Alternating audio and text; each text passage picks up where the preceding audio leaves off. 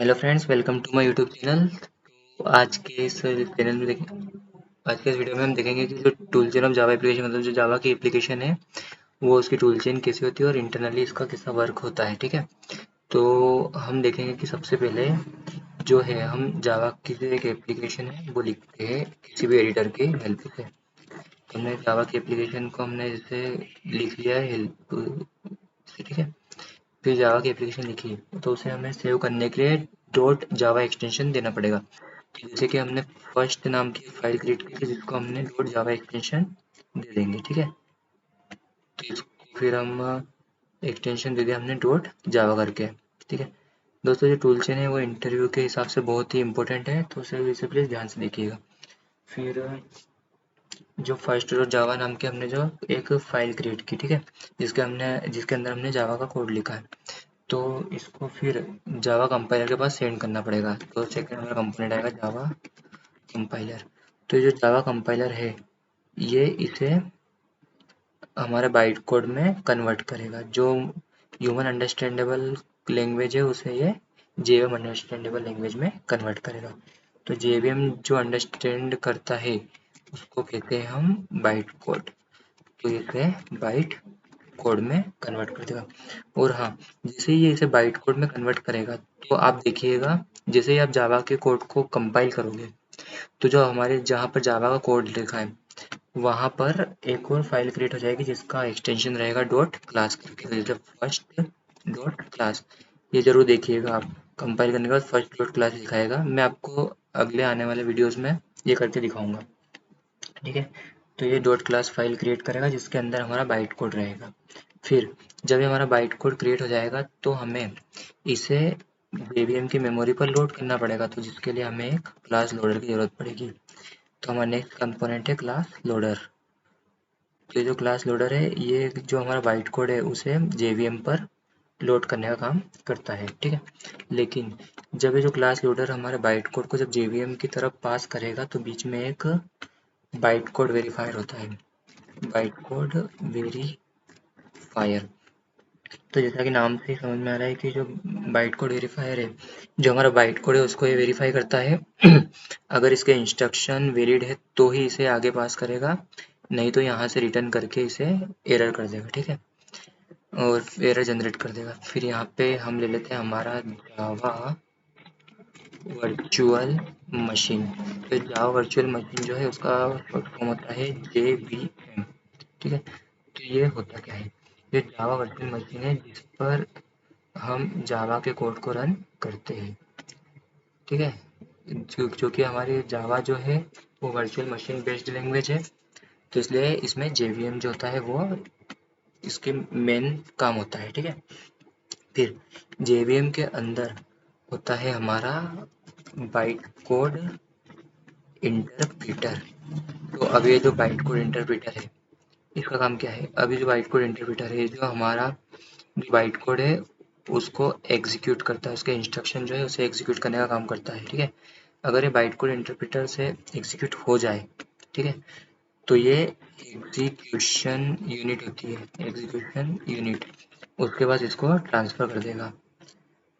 ठीक है, और जो एग्जीक्यूशन यूनिट होती है वो हमारी जो जावा की इनबिल्ट लाइब्रेरीज होती है।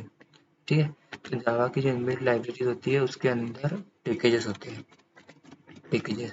तो उन पैकेजेस की हेल्प से ये एग्जीक्यूशन यूनिट को करने में हेल्प करता है। ठीक है, फिर अगर जो बाइट कोड इंटरप्रेटर इस काम को मतलब एग्जीक्यूट करने में सक्षम नहीं है तो जो हमारा नेक्स्ट होता है वो होता है हमारा ऑपरेटिंग सिस्टम। तो अगर बाइट कोड इंटरप्रेटर से नहीं होता है इसका एग्जीक्यूशन तो ये इसे इस कोड को ऑपरेटिंग सिस्टम के पास पास कर देगा। ठीक है, और ऑपरेटिंग सिस्टम इसको एग्जीक्यूट करके हमारे माइक्रो प्रोसेसर के पास पास कर देगा। ठीक है, और अगर बाइट कोड इंटरप्रेटर इसको एग्जीक्यूशन यूनिट के पास सेंड करता है तो ये जावा लाइब्रेरी के पैकेजेस की हेल्प से इसे एग्जीक्यूशन कर ऑपरेटिंग सिस्टम की तरफ फॉरवर्ड कर देगा और ऑपरेटिंग सिस्टम इस पर वर्क करके माइक्रो प्रोसेसर की तरफ फॉरवर्ड कर देगा। तो ये हमारा टूल चेन का फ्लो हो गया है। तो अब मैं इसको थोड़ा सा डायग्रामेटिक थोड़ा ठीक कर देता हूँ ताकि आपको अच्छे से समझ में आए, और आप चाहे तो इसका स्क्रीनशॉट लेकर भी आप समझ सकते हो, या फिर इसे आप बनाना चाहो तो आप बना सकते हो। और मैं आपको एक बार और इसको अच्छे से एक्सप्लेन कर दूंगा ये डायग्राम कंप्लीट होने के बाद, ठीक है। तो पहले हम डायग्राम का फ्लो क्रिएट कर लेते हैं। तो ये डायग्राम का भी मैं आपको फ्लो क्रिएट करके बताता हूँ, ठीक है। ध्यान से देखिएगा और समझिएगा कि किस किस चीज़ के अंदर क्या क्या चीज़ आ रही है, ठीक है। कहाँ पर क्या चीज़ आ रही है उसको ध्यान से समझिए। ये जावा लाइब्रेरी है और ये जावा लाइब्रेरी के अंदर पैकेजेस है, ठीक है। तो इसको थोड़ा सा मैं इधर कर देता हूँ, पैकेजेस, ठीक है। फिर ये है हमारी एग्जीक्यूशन यूनिट, और ये है हमारा बाइट कोड इंटरप्रेटर, ठीक। और ये है हमारा ऑपरेटिंग सिस्टम, इसको थोड़ा बड़ा बनाता हूँ, ठीक है इतना। ऑपरेटिंग सिस्टम, और ये है हमारा माइक्रो प्रोसेसर। तो ये माइक्रो प्रोसेसर हो गया। अब मैं इसके थोड़े एरो बनाता हूँ डायग्राम के हिसाब से। तो इसका फ्लो जाएगा यहाँ से इस तरफ, ठीक है। फिर इसमें थोड़ा सा समझने के लिए एरो क्रिएट कर लेता हूँ।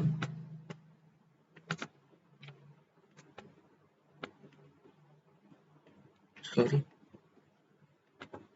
ये इधर आएगा, ये इधर आएगा, ठीक है। फिर ये इधर आएगा, ये फर्स्ट लोड क्लास जो है बाइट कोड में जब कन्वर्ट होगा उसके बाद में जो क्लास लोडर है वो इसको लोड करेगा। फिर जब क्लास लोडर इसको मेमोरी में लोड करेगा तो जो बाइट कोड वेरीफायर है वो कोड को वेरीफाई करेगा। तो जब ये कोड के इंस्ट्रक्शन को वेरीफाई करता है तो अगर इसको जो इंस्ट्रक्शन है वो सही मिलते हैं, ठीक है, तो ये जो है ये इसको थोड़ा सा इसको ऐसा करता हूँ, सॉरी। तो इसको अगर इंस्ट्रक्शन लगा कि वैलिड है तो इसे हमारे जो जावा की वर्चुअल मशीन है उसके पास में सेंड कर देगा, ठीक है। तो ये जो है हमारी जावा की वर्चुअल मशीन, उसके पास में इसने इसको फॉरवर्ड कर दिया।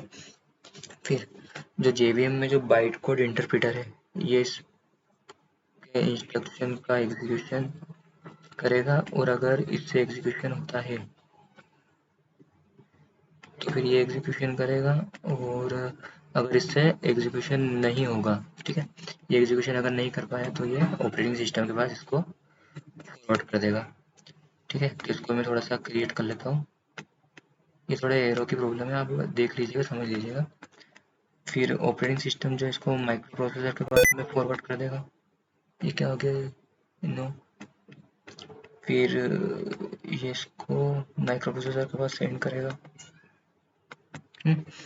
अगर एक बाइट कोड इंटरप्रेटर इसको एग्जीक्यूट करता है तो ये इससे इधर पैकेजेस की हेल्प लेगा। तो ये इसके पैकेजेस की हेल्प से एग्जीक्यूशन करेगा, ठीक है। तो ये हमारा डायग्राम कंप्लीट हो चुका है। तो देखिए यहाँ तक तो आगे बाइट कोड वेरीफाई, इसको वेरीफाई करके जेवीएम के पास फॉरवर्ड करेगा। फिर जेवीएम में जो बाइट कोड इंटरप्रेटर है वो हमारे एग्जीक्यूटिंग कोड है ना, एग्जीक्यूटेबल कोड, उसके जो इंस्ट्रक्शन है उसको इंटरप्रेटेड करेगा। और अगर यह कर पाएगा तो इसे एग्जीक्यूशन यूनिट के पास फॉरवर्ड करेगा, और एग्जीक्यूशन यूनिट जो है वो जावा लाइब्रेरी के पैकेज की हेल्प से इसको एग्जीक्यूट करेंगे। और हाँ, और ये एग्जीक्यूशन के बाद इसका फ्लो रहेगा ऑपरेटिंग सिस्टम, सॉरी, इसका फ्लो रहेगा हमारा ऑपरेटिंग सिस्टम, और फिर ऑपरेटिंग सिस्टम के बाद माइक्रो प्रोसेसर, माइक्रो प्रोसेसर, ठीक है। तो अब ये यहाँ से भी ऑपरेटिंग सिस्टम के पास जा रहा है, वहाँ से माइक्रो सिस्टम के पास जा रहा है, माइक्रो प्रोसेसर के पास जा रहा है, और यहाँ से भी वही हो रहा है। तो इसमें डिफरेंस क्या है, तो इसमें डिफरेंस ऐसा है कि ये जो बाइट कोड इंटरप्रेटर है ये इसको एग्जीक्यूट करने के बाद एग्जीक्यूशन यूनिट के पास भेजेंगे और फिर ऑपरेटिंग सिस्टम के पास जाएगा। मीन्स जो कोड है वो ऑलरेडी एग्जीक्यूट पोजीशन में जाएगा और डायरेक्ट हमें प्रिंट होगा, आउटपुट मिलेगा। बट अगर बाइट कोड इंटरप्रेटर इसे इंटरप्रेटेड नहीं कर पाया और ऑपरेटिंग सिस्टम के पास भेज दिया इसने, तो इस ऑपरेटिंग सिस्टम को इस पर वर्क करना पड़ेगा जिसमें टाइम लगेगा। सो बाइट कोड इंटरप्रेटर के यूज़ से यह सिंपल हो सकता है, ठीक है, जिसमें ये पैकेजेस की हेल्प लेगा जावा लाइब्रेरी के।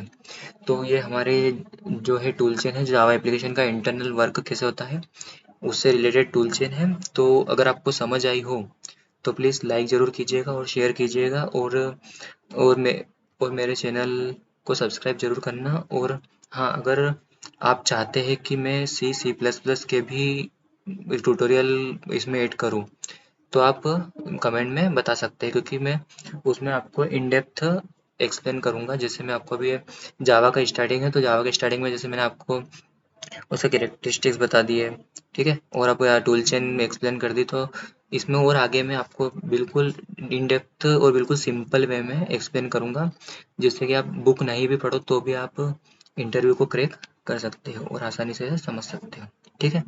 तो फ्रेंड्स, आपका साथ भी बना बनाए रखिए मुझ पर, और मिलते हैं नेक्स्ट वीडियो में, ठीक है। Thank you.